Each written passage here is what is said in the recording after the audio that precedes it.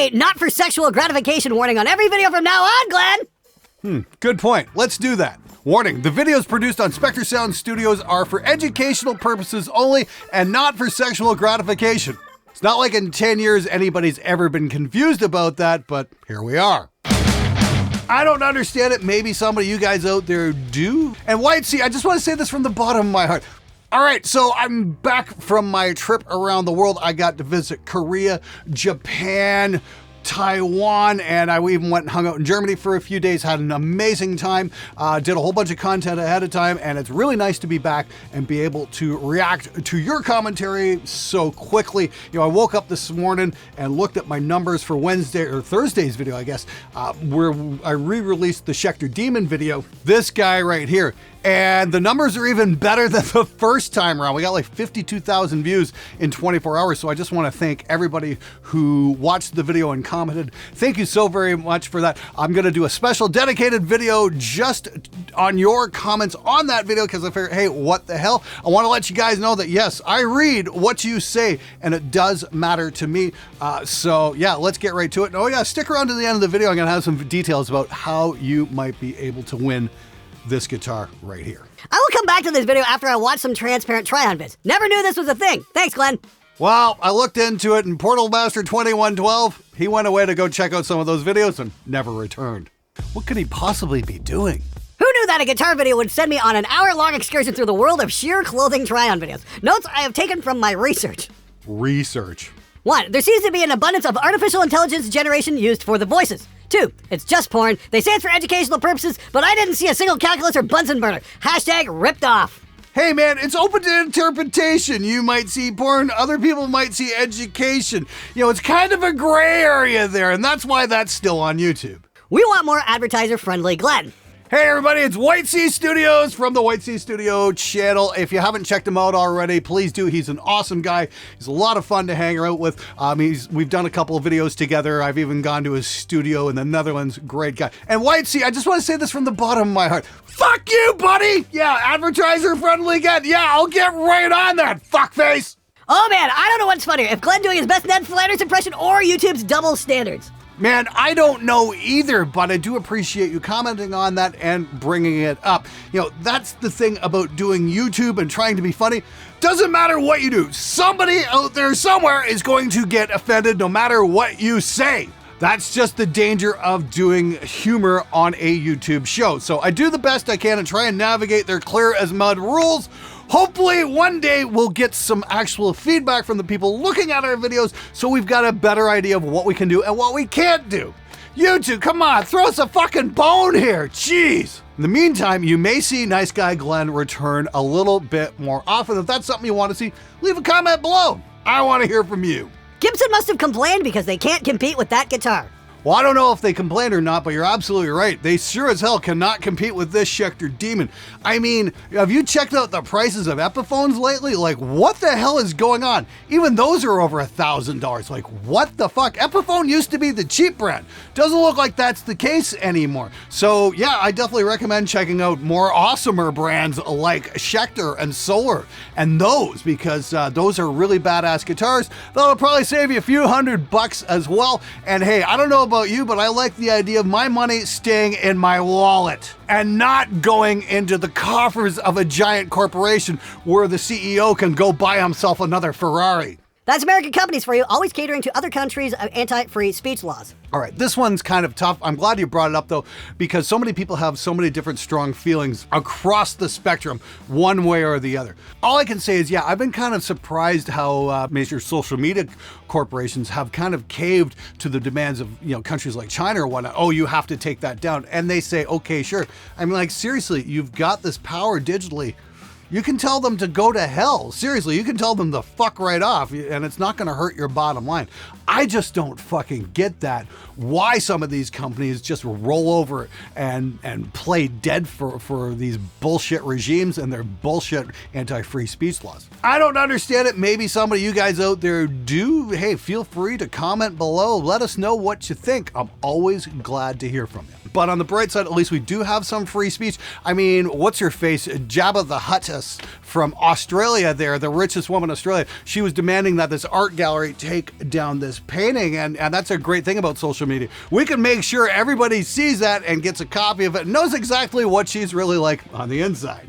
Hey guys, so no ad read this week. We're just having fun here, but I did want to give you a shout out. If you want to grab a free impulse response from me, follow the link in the description below. It's called the Frick IR. You can sign up and get yourself a copy. And it is my latest concoction of going through the Neve console and a couple of my awesome cabs out there. Think you're going to like it. Once again, it's absolutely free. And don't forget, if you haven't already joined the SMG Discord, please do.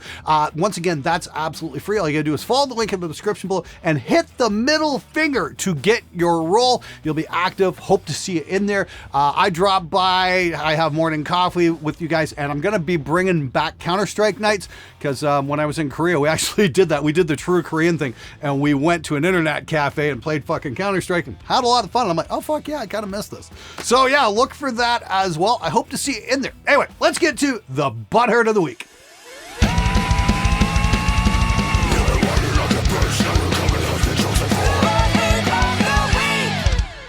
Unless I'm incorrect, these are the same price as Gibson. Shit on Gibson all you want, but for the same price, I'll take a Gibson. Hey, you know what? That's a great thing. We can all make our personal choices into what kind of guitar we want to buy. We at least still have that freedom. All I can say is, dude, enjoy the guitar and especially enjoy that cracked nitrocellulose finish. Quality, made in the USA. Oh, come on, Glenn. When people ask for clean tones, they want to hear the opening to One by Metallica and Nothing Else Matters. Those are the only clean tone riffs we know. Not surprised in the least. Only if you'll play Sweet Home Alabama for every guitar demo. I got a guitar review I'm working on right now. I'm having some fun with it. If you guys want to see me play Sweet Home Alabama, leave a comment below. I'll learn it. But I'm not fucking my cousins. Glenn, not sure if you've seen or not, but Paul Reed Smith recently stated in an interview that people denying the existence of tonewood are mostly just a bunch of people sitting in basements that don't know the first thing about guitars. It was painful. About as bad as when Nuno Betancourt claims tone is 100% in the hands. I'm just curious of your thoughts on this. Well, when you look on your list of logical fallacies, that's what you call an ad hominem attack. If Paul wants to state his opinion, that's fine, but I'm afraid he's going to have to find some evidence to back up his claims. I mean, he's done some great experiments showing off the different tonal properties of wood in the acoustic realm, but how that translates into a solid body electric has yet to be proven. Yet, when we take a look at an actual scientific study, Electroacoustic by Dr. Manfred Zoller, he goes down the whole gamut of what affects the tone and whatnot. And while there is a very tiny, minuscule amount of tone shift going on, generally it doesn't have an overall bearing on the sound. And once again, that is based on scientific measurement and evidence, not an opinion, and no ad hominem attacks were included.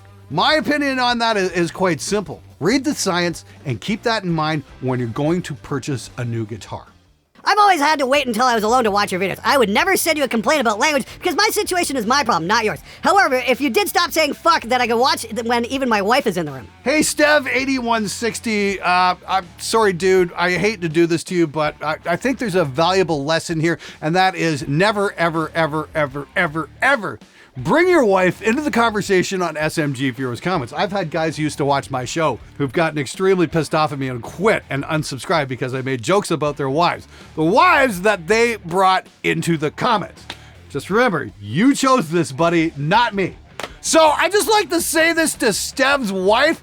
Hey, what the fuck is your problem, lady? Lighten up. Maybe it'll be a lot more fun to be around. Well, I do agree that businesses should be able to do as they see fit. I believe that they must provide clarity and consistency when holding up their guidelines and must provide specific information on infringements in a timely manner. Seen social media used maliciously too many times, and we need some sensible rules they must follow. Oh, isn't that the truth? You know, I'm doing a little bit of homework right now. I want to do more editorial content on music being produced, you know, show off some of my favorite riffs, some of my favorite produced records, all that kind of thing.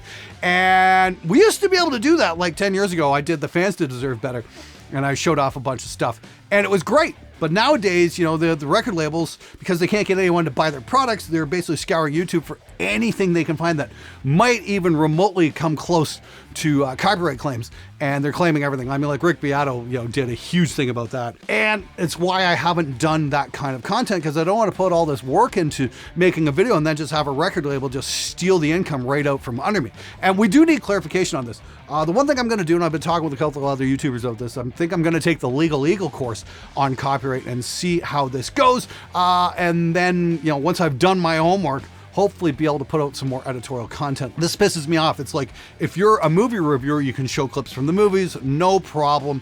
But if you're an audio producer and you want to review other records, nope, record label's gonna claim it. And I think that's fucking bullshit. A little bit off topic there, but it is down the same vein, where this is exactly what you're talking about, social media being used maliciously too many times. And the record labels are definitely using social media in a malicious manner to steal other people's income. And I think that's fucking bullshit. So fingers crossed, hopefully I can make this happen over the next few months. It's going to be an interesting ride. So make sure you're subscribed if you haven't hit the subscribe button already. I mean, like, half the people watching the show are not subscribed. Doesn't cost anything, guys, and it would be a huge help. I'm at like 564,000 subs, and I'm thinking, you know what? I might give away my 5150 at 600,000 subs. And I mean my early 90s 5150. I'd love to give it to somebody out there. I'm sure somebody could use it. I've got more than enough amps kicking around here. So in order to make that happen, I need your help. So hit the fucking subscribe button. Hell, go follow my Rafflecopter where I'm giving this out. And this is the Spectre Demon that I just reviewed on Thursday. Killer guitar. I'd love to ship this to somebody in the world. All you got to do is sign up for it. Part of that is subscribing to the show. So, hey, it's not like I'm not giving anything back for your subscription. So please do it. I'd love to have you on board. And once again, it's going to be a wild ride this year. I'd love to see you come along with me on this crazy journey. 554, I saw a Crate 15 2-bit. Does that bad boy get any use? I have one that I got years ago, was never going to use as a pedal platform, and never got around to it. Should I pursue once again and start hooking some stuff up? Thanks. That was on loan from a buddy of mine. I'm going to bring that back in because I want to investigate which tube amps actually sound different from other tube amps. Last month, I shot out the 5150 versus the dual rectifier, and surprise, surprise, amps based on the same design don't really sound all that different from each other. You can dial them in so they sound close to one another. And of course, that pissed off a lot of people who might have spent a lot more money than they needed to on different amps. Oh, see, they sound different, they sound different. Yes, they can sound different, but they also sound very close to each other too. All you got to do is turn the knobs. No fucking around going in that video at all. People accuse me of skewing the results. It's like I dialed them in on the EQ sections and got them to sound similar to one another. Oh no, what a fucking crime. Nobody can move the knobs on an amp. No, not that. Fuck's sakes. So anyway, I want to investigate, some amps that actually do sound different from one another. I'm going to be investigating actually some Plexi clones and a few other things because I want amps that sound very unique. From my perspective anyway, if I'm running a recording studio, I got various bands coming in and I'm going to have several different amps. I don't want a bunch of amps that sound similar to each other. I want amps that sound different from each other that can create me maybe bigger sounds once you start, adding in multiple layers, that kind of thing. I think that's what we should be looking at. At least that's what I should be looking at anyway. Your mileage may vary. But it's going to be very interesting investigation. So yes, I'll be seeing the Crate come in and a few others as well that might be a little bit more off the beaten track. So stay tuned for that one. It's going to be a lot of fun. Spectre is my favorite brand. I don't own a single one because I'm broke as fuck. Still dreaming about that 7-string. Well, hey, Diego, make sure you sign up for my giveaway. You might just get lucky. Once again, I'm giving away this awesome Spectre Demon to somebody out there in the world. Doesn't matter where you are, I'll ship it to you. All you got to do is follow the link in the description below and sign up. Who knows who the winner is? Hell, it could even be Diego. Good luck to all you guys. Was worth a second watch just to see you have so much fun playing the guitar. What a concept. Lesson learned, people, have fun first, Glenn! You know what? That's a great observation. I hope you guys have an amazing weekend. And you know what? Grab your guitar, plug in, crank up your amp, and have fun. I'll see you next time. Hey, man, you go. Hey, man. It's art. So just keep that. All I can say to you guys, all I can say.